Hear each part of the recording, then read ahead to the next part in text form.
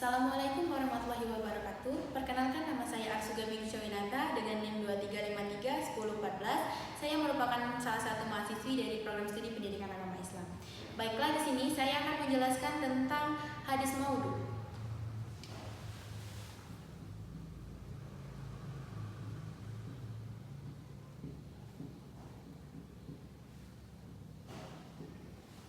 Pada bahasan hadis maudhu ini ada 4 tema bahasan yang akan kita bahas pada kali ini.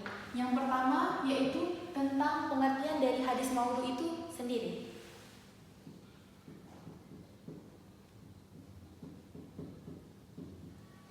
Dalam pengertian ini, hadis maudhu dibedakan jadi pengertian secara terminologi dan etimologi.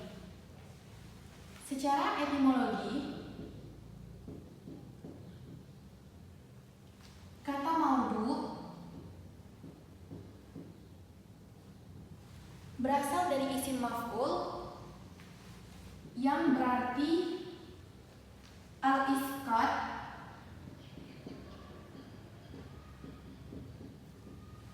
atau menggugurkan.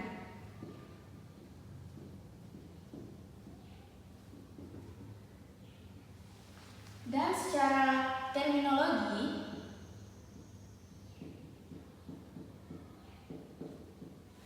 banyak pendapat ulama yang menyebutkan pengertian dari hadis maudhu itu sendiri. Mulai dari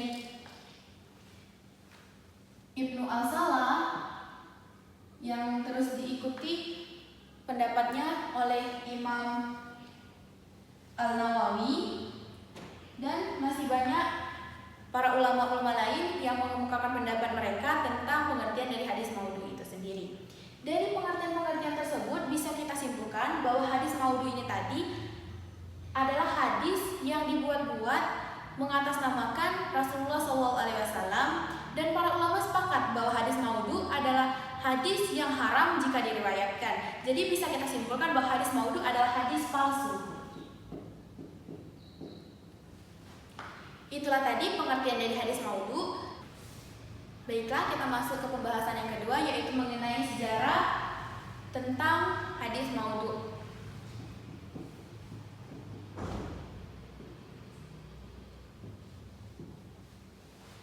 Pada kitab Ulum Al-Hadis wa Mustalahah, di sana Subi Al-Sahih menjelaskan bahwa hadis maudhu itu muncul pada 40 Hijriah.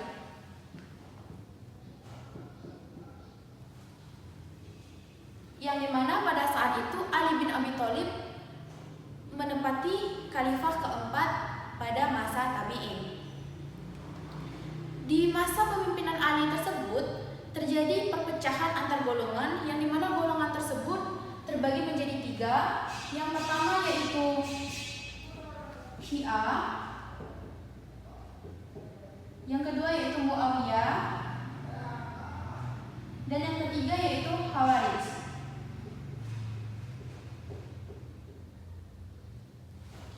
Yang dimana golongan Syiah ini yaitu golongan yang mendukung Ali atau pro terhadap Ali, yang dimana kelompok Syiah itu beranggapan bahwa yang berhak memegang tampuk kekuasaan atau kekhalifahan pada masa itu yaitu Ali, sehingga pada kelompok atau golongan dari Syiah ini membuat hadis-hadis palsu atau hadis maudhu yang menjelaskan tentang keutamaan Ali. Begitu juga dengan Muawiyah dan Khawarij, mereka juga membuat hadis-hadis maudhu atau hadis palsu tentang keutamaan pemimpin mereka.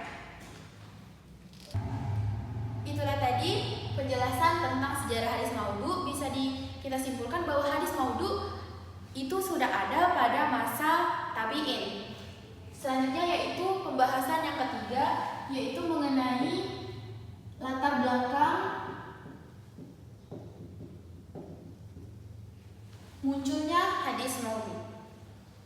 Ada beberapa faktor yang menyebabkan munculnya hadis maudhu ini. Yang pertama yaitu terjadinya konflik pada masa pemerintahan Ali bin Abi Thalib tersebut. Yang kedua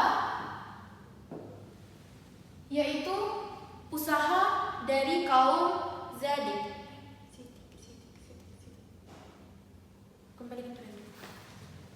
Jadi bisa kita simpulkan bahwa hadis maudhu telah ada pada masa tabi'in atau masa setelah Nabi wafat. Langsung saja kita masuk ke pembahasan yang ketiga, yaitu latar belakang atau faktor-faktor yang mempengaruhi munculnya hadis maudhu.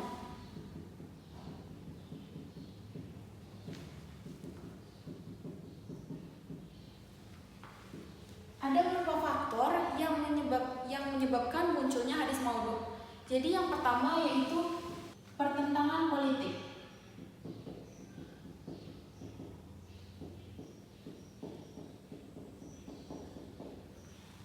Yang dimana pertentangan politik ini terjadi pada pemerintahan Ali tersebut. Yang tadi setelah saya jelaskan bahwa pada pemerintahan Ali terdapat 3 golongan, yaitu Syiah, Muawiyah, dan Khawarij. Yang kedua yaitu usaha dari kaum Zindik.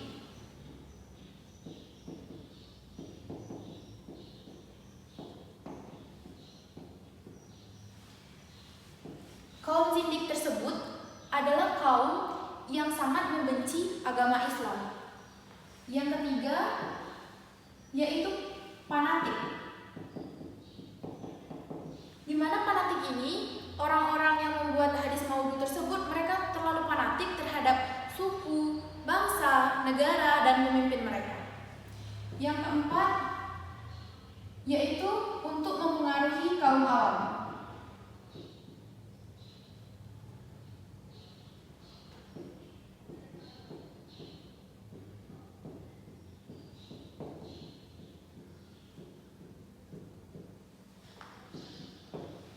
Yang kelima yaitu perselisihan mazhab dan ilmu kalam.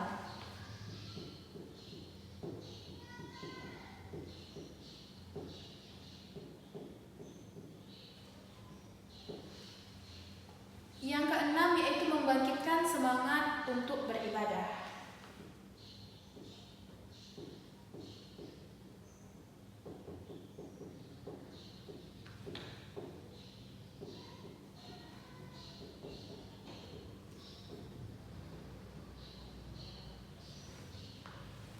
Yang ketujuh atau yang terakhir yaitu penjilat penguasa, yang dimana hadis maudhu ini mereka buat untuk mencari perhatian dari para pemimpin mereka.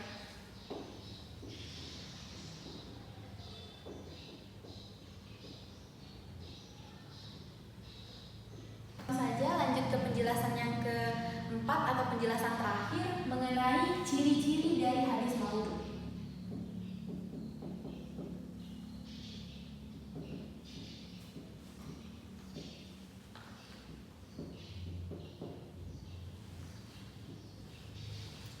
Hadis maudhu bisa kita lihat dari keadaan sanad dan matannya, yang dimana pada sanad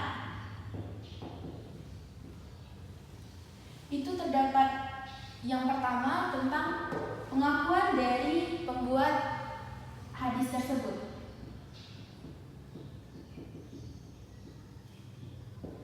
Yang kedua yaitu kenyataan sejarah, yang mana di dalam sejarah dikatakan bahwa beliau ini tidak sezaman atau tidak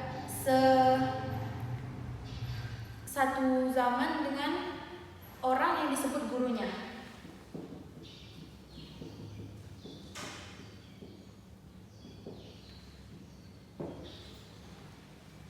Yang ketiga yaitu keadaan perawinya yang terkenal dengan orang yang berdusta.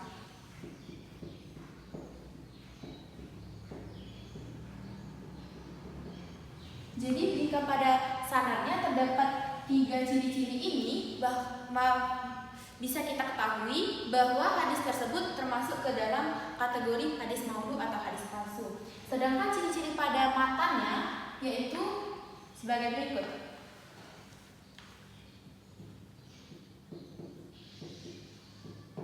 Yang pertama yaitu berlawanan dengan pendapat akal manusia.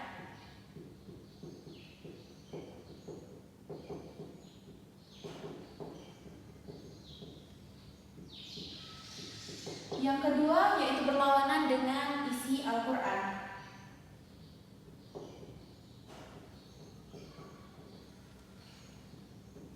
Yang ketiga yaitu berlawanan dengan sunnah dan hadis mutawatir.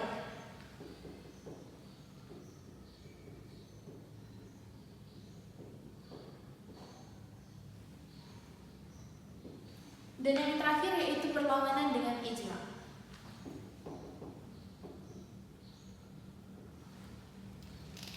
Mungkin itu saja penjelasan dari saya. Jika ada salah kata atau perbuatan saya mohon maaf. Kepada Allah saya mohon ampun. Saya akhiri. Wabillahi taufiq wal hidayah. Wassalamualaikum